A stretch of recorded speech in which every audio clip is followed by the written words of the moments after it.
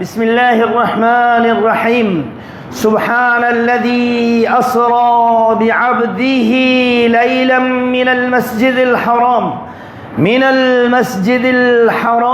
إلى المسجد الأقصى الذي باركنا حوله لنريه من آياتنا إنه هو السميع البصير اللهم صل وسلم وانعم على محمد وعلى آله وأصحابه وأحبابه وأتباعه إلى يوم الدين واجعلنا معهم بفضلك يا أكرم الأكرمين۔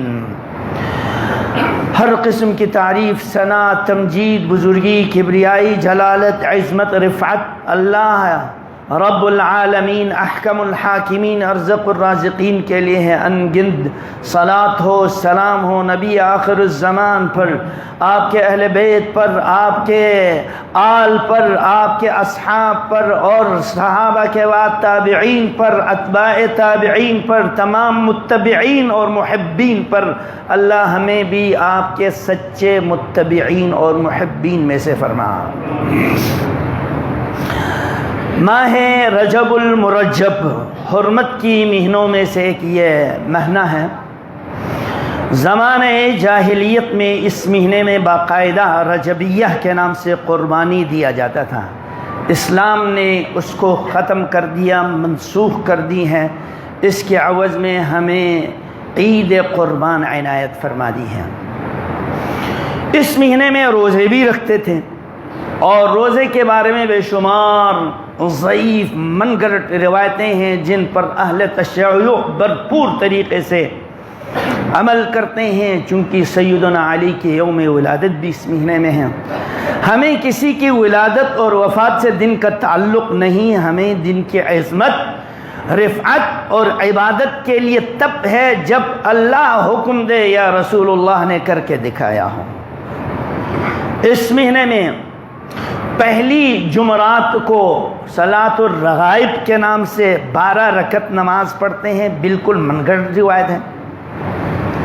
اور اس مہینے کے 22 تاریخ کو کنڈے نکالتے ہیں۔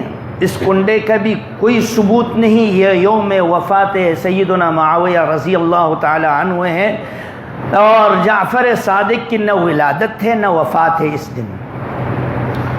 اور اسی مہینے میں ہمارے پاک ہند کے بہت سارے لوگ اپنے مساجد کے اندر مجوسیوں کی نقل کرتے ہوئے چراغاں دیے جلا کے سجاتے ہیں اور شب معراج مناتے ہیں۔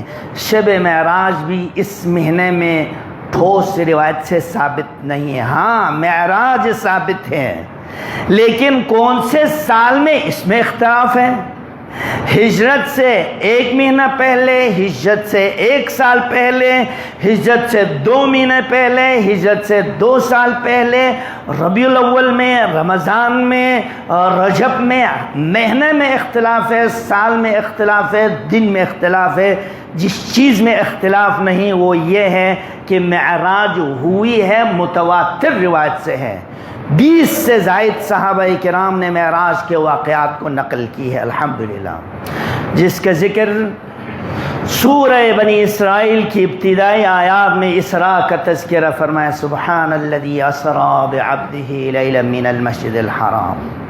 چونکہ لوگ اس مہینے میں معراج پر خوب تقریریں جلسے کر کے بدعات کرتے ہیں، اس پر رد کرتے ہوئے آج ہم نے یہ مختصر تمہیدی کلمات رکھا ہے۔ اور اصل میں معراج نبوی کا جو غرض غایت ہے وہ اللہ کی بندگی ہے اور اللہ سے ملاقات ہے، اور وہ مومن سال میں 1 دفعہ معراج کافی نہیں، مومن کی تو معراج روزانہ 5 بار ہوتی ہے۔ جو محمد الرسول اللہ کو معراج کے موقع پر نماز کی صورت میں دی، اور وہ دن میں 5 نماز اللہ سے لقاء ملاقات کر کے سرگوشی کر کے ہم کلامی ہو کر معراج کرتا ہے۔ جو لوگ سال بھر نماز نہیں پڑھتے ہیں، اپنے دل کو تشفی دینے کے لیے تم کوئی دن مناتے تو مناتے رہو، یہ کسی کام کا نہیں ہے، بلکہ بدعت کے لیے بڑی وعید ہے۔ اللہ کے نبی نے فرمایا کل بدعت ضلالہ، ہر خطبے میں ہم سنتے ہیں ہر بدعت گمراہی ہے، گمراہی جہنم تک لے جاتی ہے۔ اللہ ہمیں ہر وہ عمل عبادت جو نبی نے کیا ہو، اللہ کے ہاں قابل قبول ہو، وہ کرنے کی توفیق عطا فرما۔ جو کرنے کا کام ہے وہ نماز ہے، اللہ ہمیں اس نماز کو صحیح معنوں میں ادا کرنے کی توفیق عطا فرما۔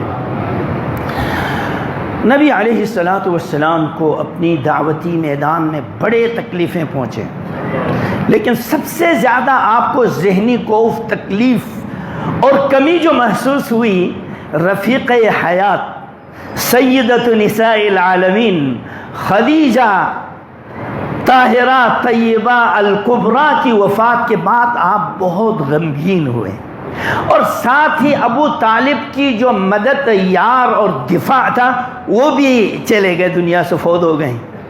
تو اللہ نے فرمایا اگر دنیا کی طاقتیں کمزور ہیں تو ہماری طاقت ہم آپ کو دکھا دیں گے۔ اٹھا لیا اوپر۔ کیسے اٹھایا؟ سبحان اللہ، پاک ہے وہ ذات، شک شبہ کی گنجائش نہیں۔ یہ صرف روح کے ساتھ نہیں، روح کے تو ہم بھی خوابوں میں پتہ نہیں کہاں کہاں پہنچ جاتے ہیں ایک رات میں۔ یہ نبی کے جسد مبارک سمیت ہوا ہے، اسرا بعبدہ، سیر کروایا۔ یہ سیر کیا ہے؟ مکے سے لے کر مسجد اقصیٰ تک آپ کی سیر ہوئی، اور وہ براق پر ہوا، اور براق برق کا رفتاری، یہ بجلی ہے۔ تمہاری آج کے بھی برق رفتاری کے سفر ہیں، لیکن ہمارے نبی کے لیے جو برق رفتاری سفر پیش کیا گیا اس تک ابھی آپ بھی نہیں پہنچے ہیں۔ بلکہ قرآن نے تو سیدنا سلیمان علیہ السلام کا تذکرہ ہوا، وہ طویل ترین سبا کی سرزمین سے شام کی سرزمین تخت کو ایک لمحے میں پہنچا دیا۔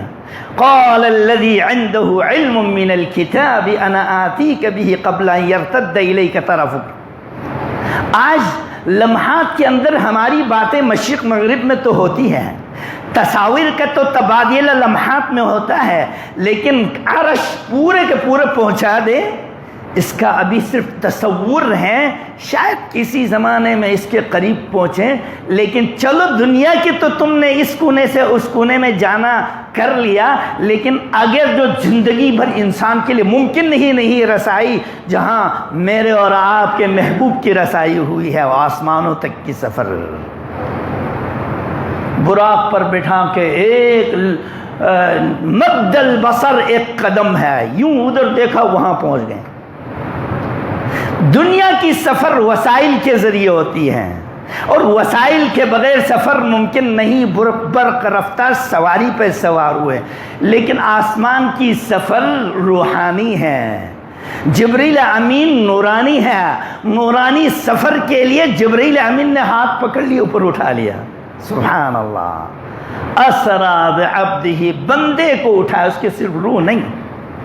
مسجد الحرام سے مسجد اقصیٰ تک، وہ مسجد اقصیٰ جس کے ارد گرد اللہ نے برکتیں دی ہیں، اور یہ اپنے نبی کو ان برکات کو دکھانے کے لیے رب نے مسجد اقصیٰ پہنچا دیا۔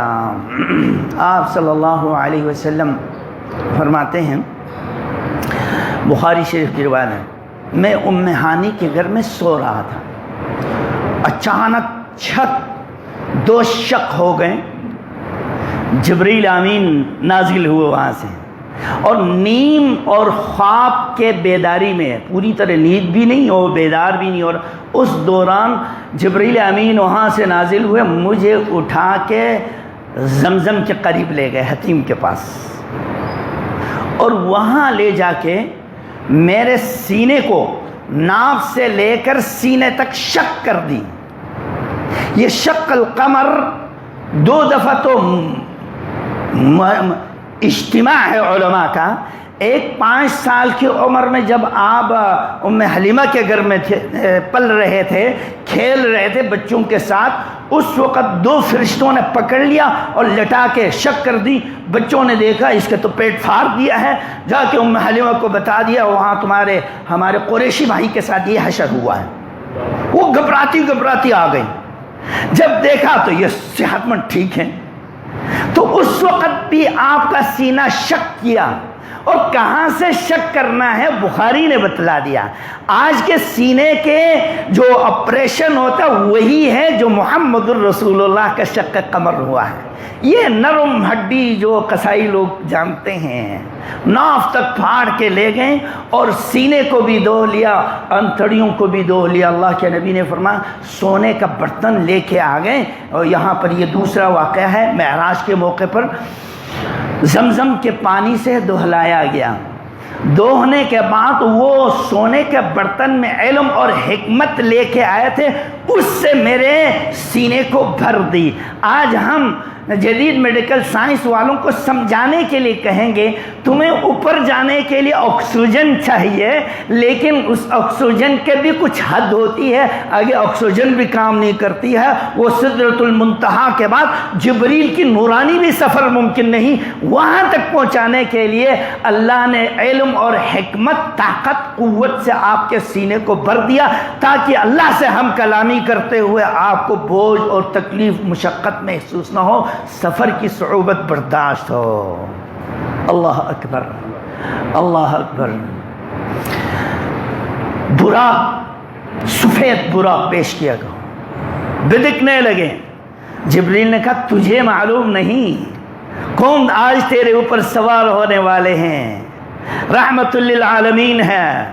اس نے بھی شاید خوشی مچائے ہوں گے کہ آج میری سعادت ہے، دنیا کی افضل ترین مخلوق ہستی میرے اوپر سوار ہو رہے ہیں، جو گدھے سے قدرے بڑا ہے، گھوڑے سے قدرے چھوٹا ہے، تا حد نگاہ اس کی قدم ہے۔ مسجد اقصیٰ تک لے گئے، مسجد اقصیٰ میں 2 رکعت نماز پڑھوائے گئے، سارے انبیاء وہاں تشریف لائیں۔ کیسے لائیں؟ کس طرح تھے؟ بھائی یہ برزخی زندگی ہے، انبیاء کرام کی زندگی، شہداء کی زندگی، وہ زندہ ہے کیسے ہیں وہ اللہ نے بتلایا نہیں، ولیکن لا تشعرون، تم شعور نہیں رکھتے ہو ان کی زندگی کی کیفیات، اور تمہارے دل و دماغ میں یہ آ ہی نہیں سکتے ہیں۔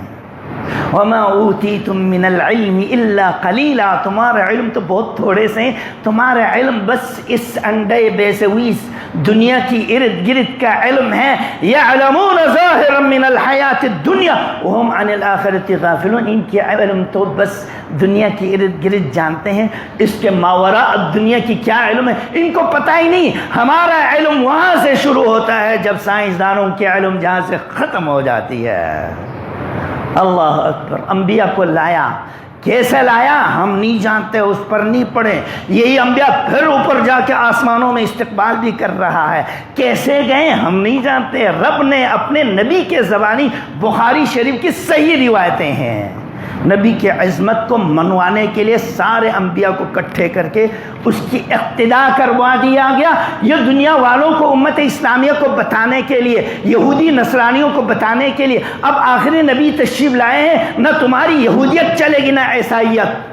جب یہودیت عیسائیت نہیں چلتی ہے، نہ ابو بکر کا سکہ چلے گا، نہ عمر کا، نہ عثمان کا، نہ علی کا، نہ حیدر کا، نہ ابو حنیفہ کا، نہ امام مالک کا، امام شافعی کا، نہ بخاری کا۔ سکہ جس کا چلے گا صرف محمد الرسول اللہ صلی اللہ علیہ وسلم کی قیادت اور امامت اور آپ کی اطاعت ہی کافی ہے۔ اس کے علاوہ کسی اور کی طرف آپ کے فرمان کو چھوڑ کر، شریعت کو چھوڑ کر، سنت کو چھوڑ کر کسی اور کی طرف جائے تو ناکامی کے سوا کچھ بھی نہیں ہے۔ اللہ اکبر۔ لقد کان لکم فی رسول اللہ اسوۃ حسنہ۔ سارے انبیاء آپ کے اقتداء میں نماز پڑھوائیں۔ پھر اس اقتداء کے بارے میں سورہ آل عمران آیت نمبر 81 میں وَإِذْ أَخَذَ اللَّهُ مِيثَاقَ النَّبِيِّينَ لَمَا آتَيْتُكُمْ، ان کی ارواح کو لوح محفوظ پر جمع کر کے بتلایا، جب ہم تمہیں وحی دے دے، کتاب حکمت دے دے، اس کے بعد وہ نبی آ جائے، وہ کتاب آ جائے تو تمہاری باتوں کی تصدیق کرتا ہے، تو تم اپنی شریعت قانون کو نہیں چلانا، آخری نبی محمد الرسول اللہ کا سکہ چلے گا۔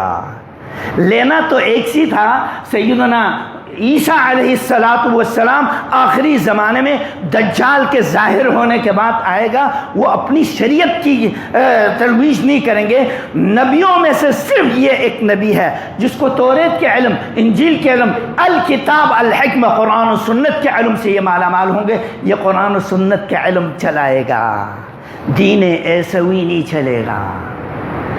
اللہ اکبر، سب سے عہد معاہدہ لے لیا.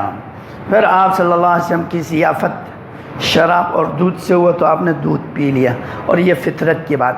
ثم اخذ بیدی عرجلی الی سماء الدنیا، جبرائیل امین نے میرے ہاتھ پکڑا، مجھے آسمان دنیا پہ پہنچا دیا. اب روحانی سفر ہے، نورانی سفر ہے. دستک دیا، کہا کون ہے؟ کہا جبریل ہے. کون ہے آپ کے ساتھ؟ محمد صلی اللہ علیہ وسلم ہے. اللہ کے حکم سے لے آئے ہو؟ ہاں. مرحبا بہی، مبارک ہو، مرحبا ہو محمد کے لیے. فرشتے بھی خوشیاں منا رہے ہیں.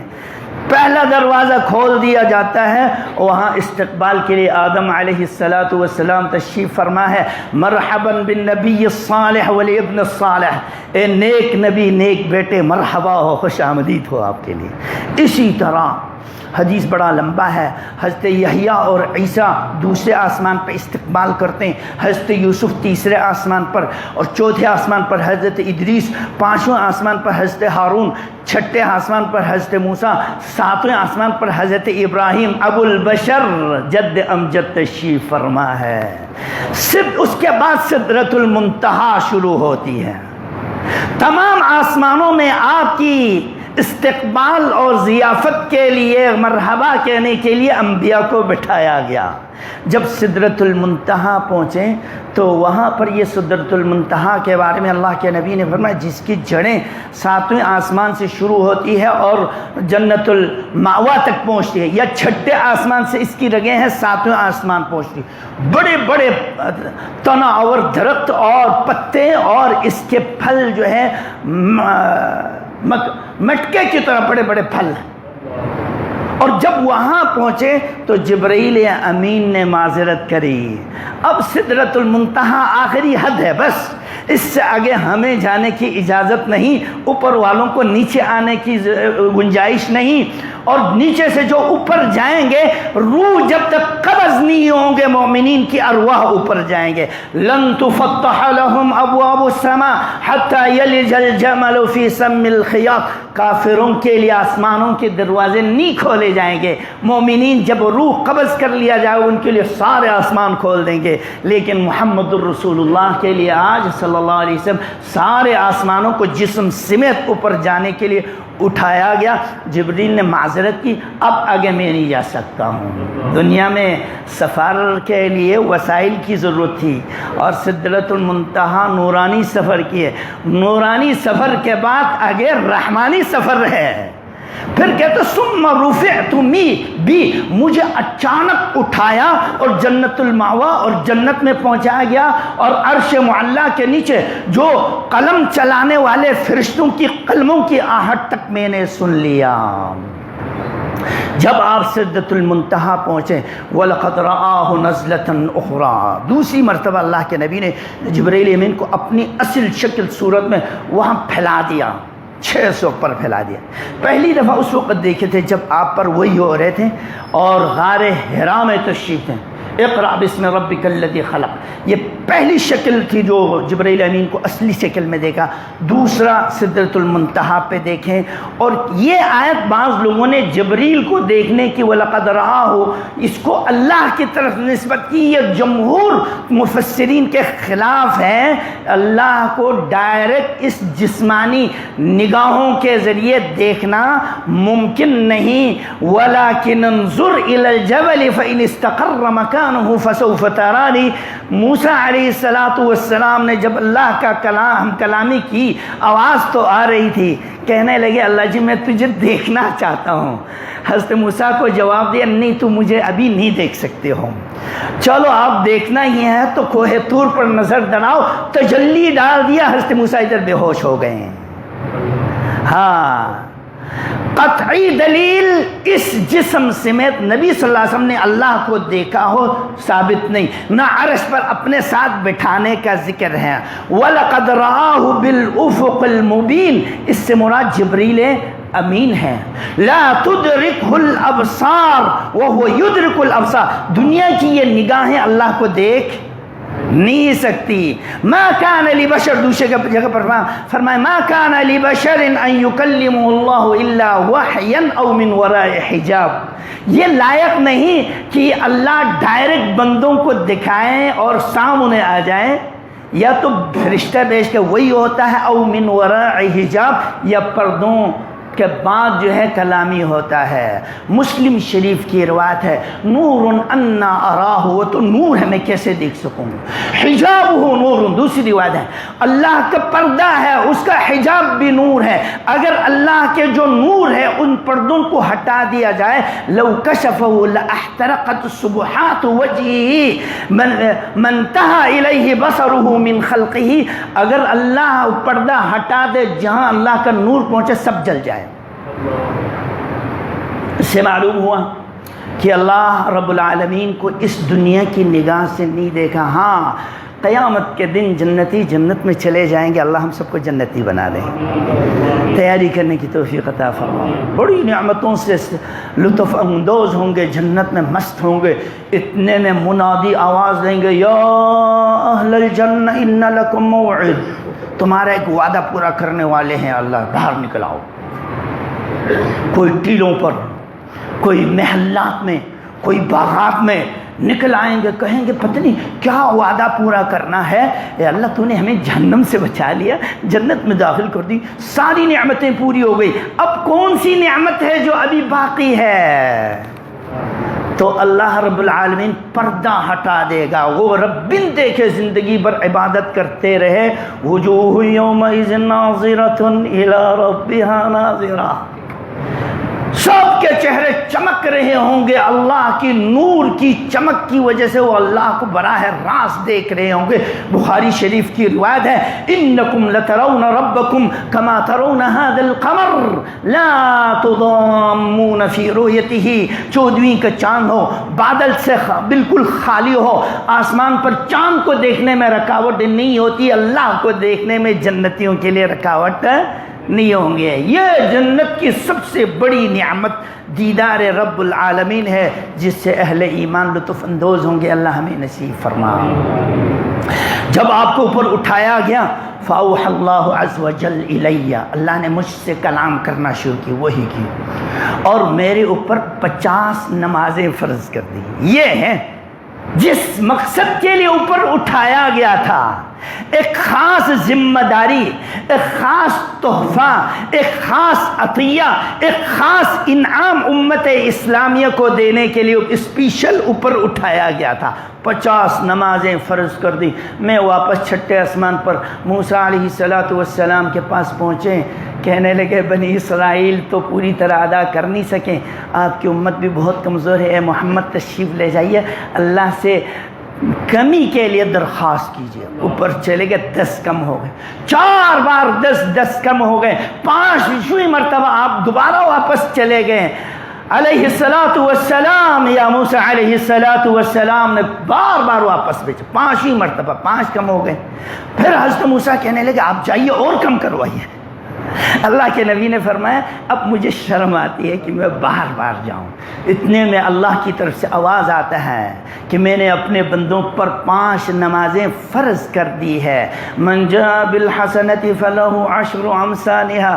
یوں تو 5 ہی نماز ہے لیکن ثواب ہمارے ہاں 50 نماز ہے. ایک ایک نیکی 10 گنا. من ہم بالحسنہ، اور اگر نیکی کا ارادہ کر لیتا ہے اور نیکی کر نہیں سکے اس کو ہم ایک نیکی لکھ دیتے ہیں، کر لے تو 10. برائی کا ارادہ کرتا برائی نہیں کرتا ہے، برائی نہیں لکھا جائے گا.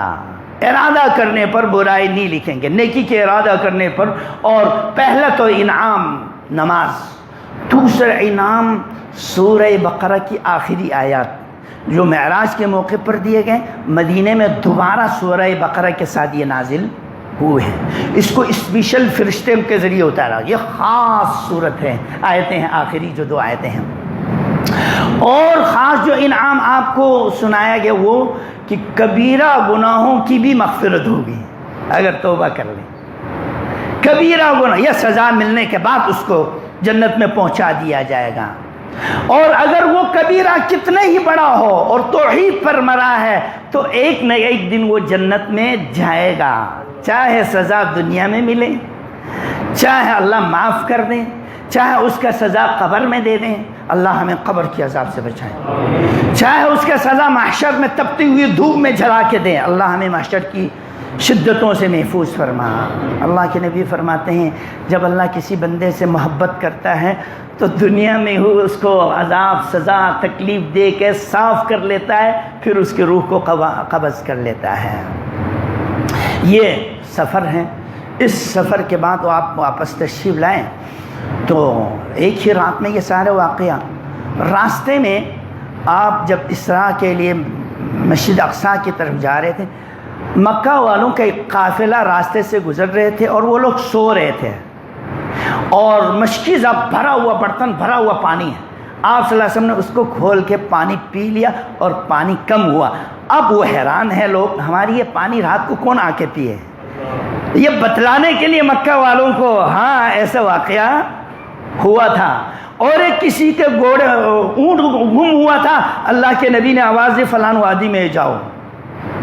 اور ایک قافلہ مکہ کے قریب پہنچے ہوئے تھے، ابھی مکے میں داخل نہیں ہوئے تھے، کہا تمہارا وہ قافلہ بھی مکے میں داخل ہونے والے ہیں جو سورج طلوع ہونے کے بعد یہ اس کے آگے پیچھے داخل ہوں گے۔ لوگ دوڑ پڑے کہ وہ قافلے کیا واقع آ رہے ہیں، اور ان قافلہ والوں سے پوچھا جن کے پانی پیے ہیں، انہوں نے بھی تصدیق کری، جن کے اونٹ کا غائب ہوا انہوں نے بھی تصدیق کری، آواز ہمیں پہنچی تھی۔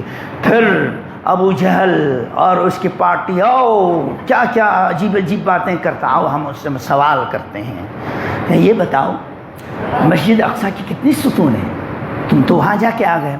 اللہ کے نبی پریشان ہوئے، میں تو وہاں جا کے ستون تھوڑا گنتے رہے ہیں، آج تم جدید میڈیا اور یہ وسائل اعلیٰ پر فخر کرتے ہو۔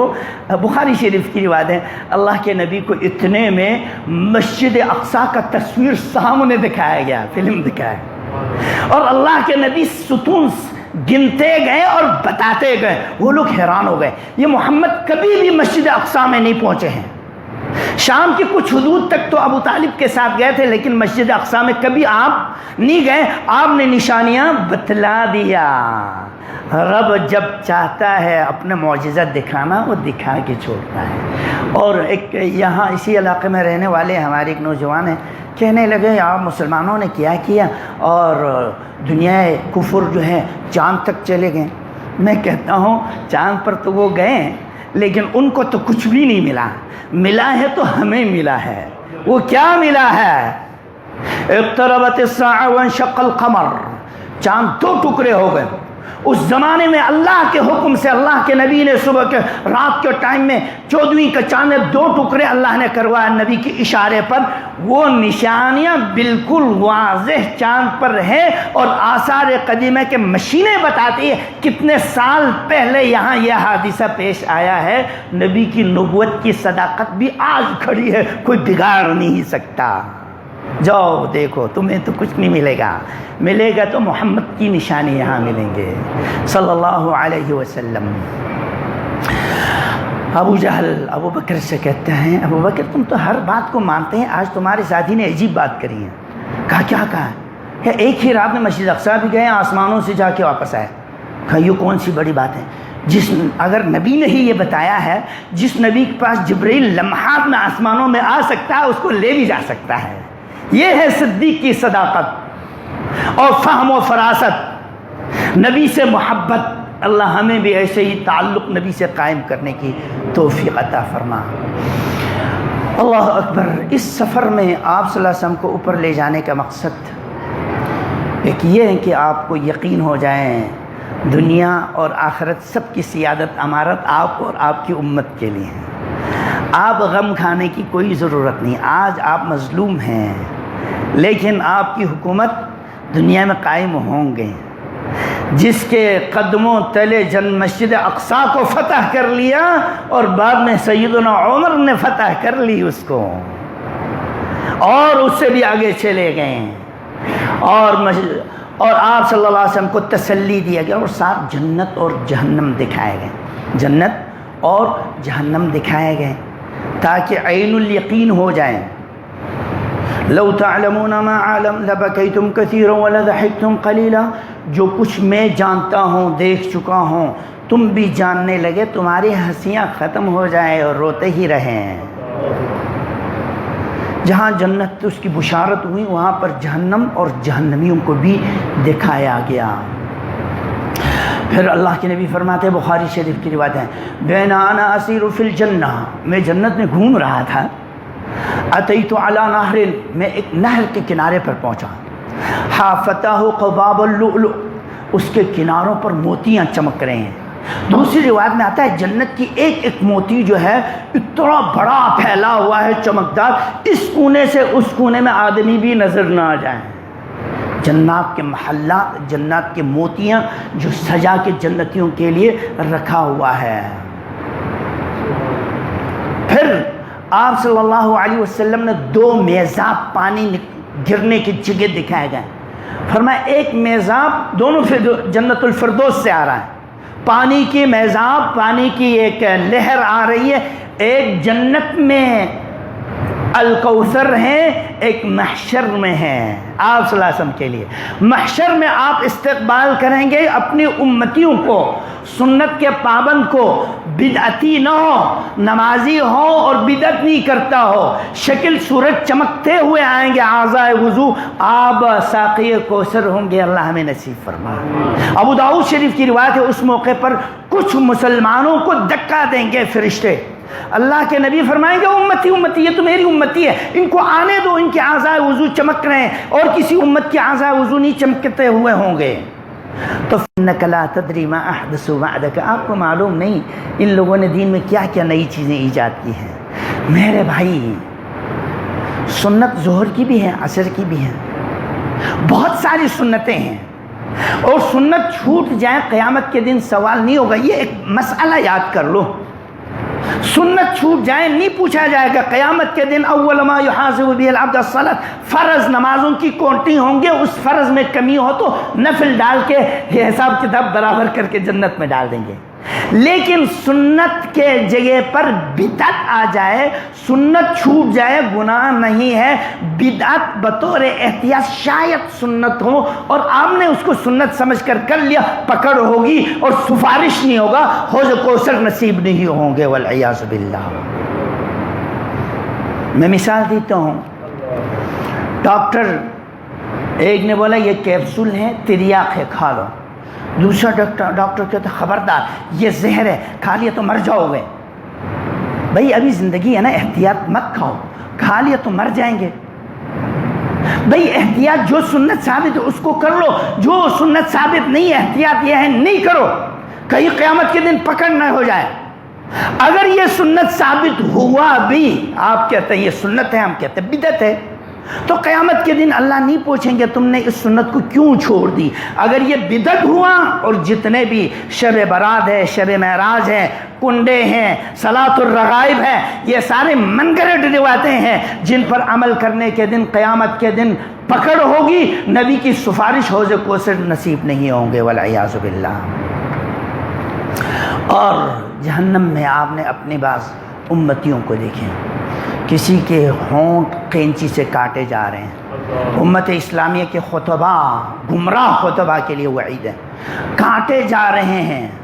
وہ خطبہ ہیں جو امر بالمعروف کی حکم تو دیتے ہیں، خود منکرات میں مبتلا ہے، خود بیکاری ہے، دین بیچ کے کھانے والے، شریعت کو بگاڑنے والے خطبہ، ان کے ہونٹوں کو کاٹ دیا جائے گا۔ اعاذنا اللہ من ذالک، اللہ ہمیں بچائے، اللہ ہمیں بچائے۔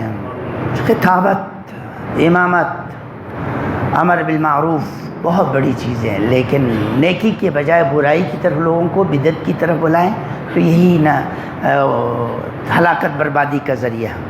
اور آپ صلی اللہ علیہ وسلم نے دیکھا ایک بڑا چٹان سر پر مار کر کچل دیا جاتا ہے، پھر درست ہوتا ہے، پھر مارا جاتا ہے۔ کہا یہ کون ہے جبرائیل امین؟ اللہ کے نبی نے فرمایا یہ وہ لوگ ہیں فرض نماز سے ان کے سر بوجھل ہو جاتے تھے، نماز کے لیے اٹھا نہیں جاتا تھا۔ آج کیفیت یہ ہے کہ اپنے مدرسے میں پڑھنے والے بچے بھی گھر میں سے نماز پڑھے بغیر آ جاتے فجر کی، میں نے کالج میں بچوں کو بتایا بھائی میں آپ کو اسلامیات پڑھاتا ہوں، تو آپ کے یہ جو بچے ہیں، عیسائی ہے، ہندو ہے، وہ تو نمبر لینے کے لیے اسلامیات پڑھتے ہیں، آپ کو کیا صرف نمبر چاہیے یا اللہ کے طرف سے اجر ثواب بھی چاہیے؟ اس پر عمل کرنا ہے، اسلام پر چلنا ہے۔ سچ بتاؤ تم میں سے کون کون نماز پڑھتے ہیں؟ 50 بچوں میں سے صرف 2 لڑکے نمازی تھے، ایک کلاس نہیں، کئی کلاس میں نے یہ سوال اٹھایا۔ اس سے اندازہ ہوتا ہے 80% لوگ بے نمازی ہیں پاکستان میں۔ جو کلمہ پڑھتا ہے، بڑے بڑے تقریبات کو سجاتے ہیں، لیکن نماز نہیں پڑھتا ہے، نجات کی کوئی امید نہیں ہے۔ العہد الذی بیننا وبینہم الصلاۃ، ہمارے ان کے درمیان فرق نماز ہے۔ ویل للمصلین الذین هم عن صلاتهم ساہون، ویل ہے، ہلاکت ہے نماز میں سستی کرنے والوں کے لیے۔ پھر آپ صلی اللہ علیہ وسلم نے دیکھا بدبودار سڑا ہوا گوشت منہ میں ڈال کے کھلایا جا رہا ہے، سامنے صاف گوشت موجود ہے۔ کہا یہ کون ہے؟ کہا یہ زانی مرد اور عورت ہیں، حلال راستے کو چھوڑ کر حرام مرد عورت استعمال کرنے والوں کے لیے ہیں۔ کچھ عورتوں کو پستانوں کے ساتھ لٹکائے ہوئے لوہے میں لٹکا کے۔ کہا یہ کون ہیں؟ یہ اپنے خاون کو چھوڑ کر بدکاری کرنے والے وہ خواتین ہیں۔ اعاذنا اللہ من ذالک۔ اللہ ہمارے بہن بیٹیوں کو شرم حیا نصیب فرما، ایمان اسلام پر ہم سب کو رہنے کی توفیق عطا فرما۔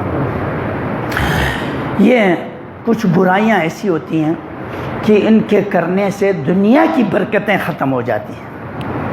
فساد، برائی جب ہر طرح سے پھیل جائے تو دنیا کی خیر برکتیں ختم ہو جاتی ہیں۔ زمین کی 5 برکتیں ختم ہوں گے آخری زمانے میں۔ عدل انصاف ختم ہوگا، نام کی عدالتیں ہوں گے، لوگوں میں حیا ختم ہوں گے، عورتوں میں سے حیا ختم ہو جائے گا، اور مردوں کے دل و دماغ میں غیرت نام کی نہیں رہیں گے، سب بھی غیرت ہو جائیں گے۔ خنزیر کھانے والے یہ یورپی لوگ، وہ ہے ہی بے غیرتی کے گوشت کھاتے بے غیرت تھے، ان کی ہوا آج ہمارے دنیا میں بھی لگ چکے ہیں۔ کچھ ایسے بھی مسلمان ہیں جو اپنے آپ کو مسلمان کہتا ہے لیکن اللہ رسول کے فیصلے کا انکار کرتے ہیں۔ وہ کہاں کے اسلام ہے بھائی؟ نازل کردہ قانون میں شک کرتا ہے، مغربی قانون کو تسلیم کرتا ہے، غیر مسلموں کو کی مدد کرتا ہے، مسلمانوں کو اذیت نقصان پہنچاتا ہے۔ نماز ایک ایکسرسائز سمجھتا ہے، عبادت کے طور پر نہیں کرتا ہے۔ ماں باپ جو اللہ کی عبادت کے بعد سب سے اہم ترین تعظیم کے لائق ہے، فلا تقل لہما اف، اف بھی مت کہو، مگر آج یہ بیٹے بیٹیاں چیخ رہے ہیں، غصے کرتے ہیں اور کرتی ہیں۔ کہاں ہے احترام؟ یہ پورے جسم کا گناہ ہے، گناہ ہے، کبیرہ گناہ ہے ماں باپ کی نافرمانی کرنا۔ اللہ سے دعا ہے اللہ ہمیں ان تمام کبائر گناہوں سے اجتناب کرنے کی توفیق عطا فرما، صحیح سنت پر عمل کرتے ہوئے خاتمے بالخیر نصیب فرما۔ سبحانک اللہم و بحمدک اشہد ان لا الہ الا انت استغفرک۔